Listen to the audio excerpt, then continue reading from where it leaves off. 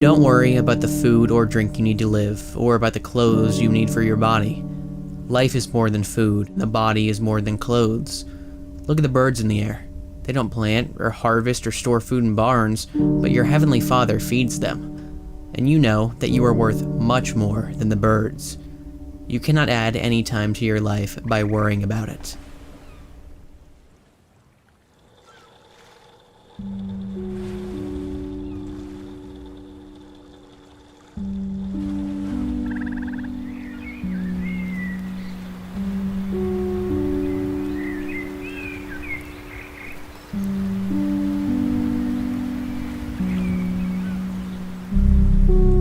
What did you just feel?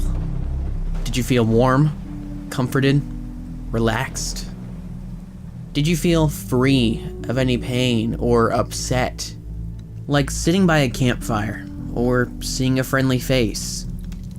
If you did, you are not alone. You are witnessing the feeling of coziness. The cozy sensation can spawn from a large amount of activities, or none at all. From being surrounded by all of your loved ones, or nobody. We all strive to achieve the feeling of coziness as much as we possibly can, as the happiness it brings is bar none, but we often fall short. We tend to chase after and fall into the mainstream far too often, mainly with the media we consume. Instead of watching a calming, light-hearted film, we turn to thrillers. With music, we put on hard rock over jazz. Or when playing a game, we choose, let's say, Call of Duty over Stardew Valley. A scary movie, intense song, or fast-paced game can be exciting, but will never fill a void or have any long-lasting effect aside from a few moments of instant gratification. Most of the time, all of those interactions seem to cause more heartache than they even solve in the moment. Fear can stick with you for hours after viewing any form of content, and the anger that comes with competitive gaming could make you break things and yell at the top of your lungs. Not good. And that's where other, more tranquil forms of the subjects fall into place. I have a problem specifically with gaming, and you do too. I play a lot of competitive games. In fact, I used to pretty much solely play them, nothing else. And I've been experiencing the issue previously mentioned, the anger and upset, for quite some time now. See, I log on to whatever I'm playing at the moment, maybe get a few matches in, and then get off prematurely when the losses or deaths start racking up. Maybe I'll pull a few wins or have a decent beginning of my playtime to where I'll be hooked in for a few more rounds than average, but as soon as those losses come flooding back in, I'm off again. I swear that I can't stand the title, that I'll never get back on. In fact, I'm deleting it. Until the next day comes and a good night's sleep gets my mind to refresh and the download to begin once again. You do this too.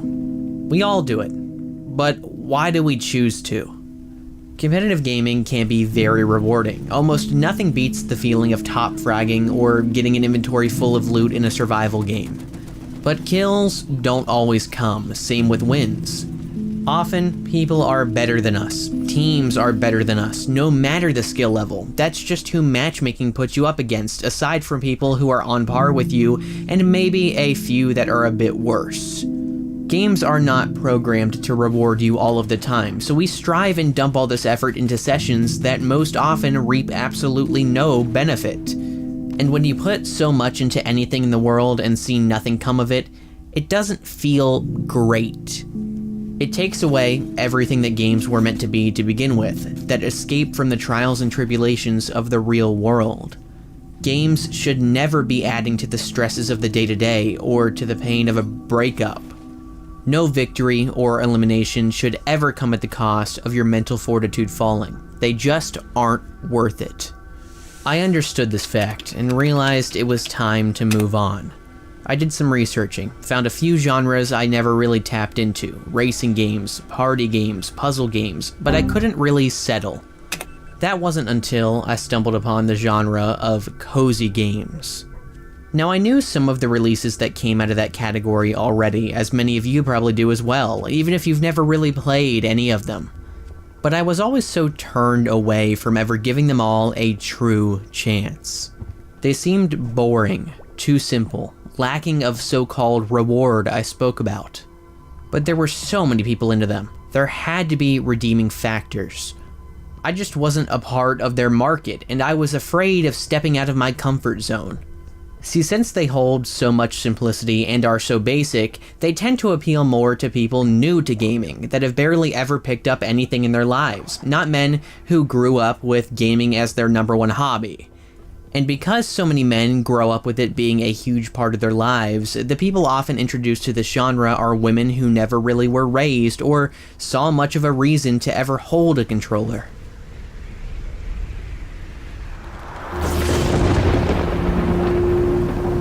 But I was wrong. You were wrong. The beauty presented in these works of art far exceed any of the aforementioned doubts.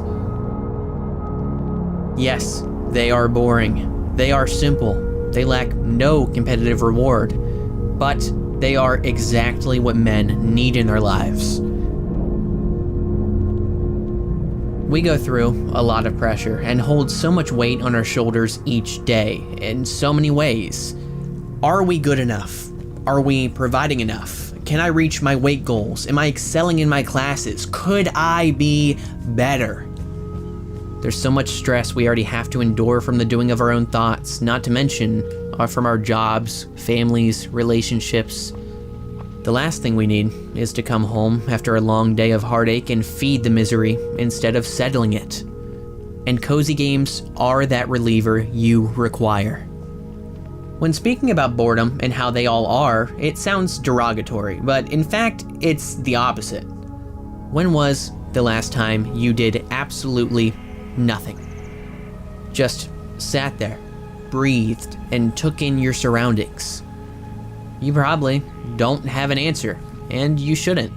It's normal to always be doing something, always be wanting to do something in an era of humanity where attention spans are at an all-time low and scrolling is at an all-time high. But just because something is normalized doesn't make it right.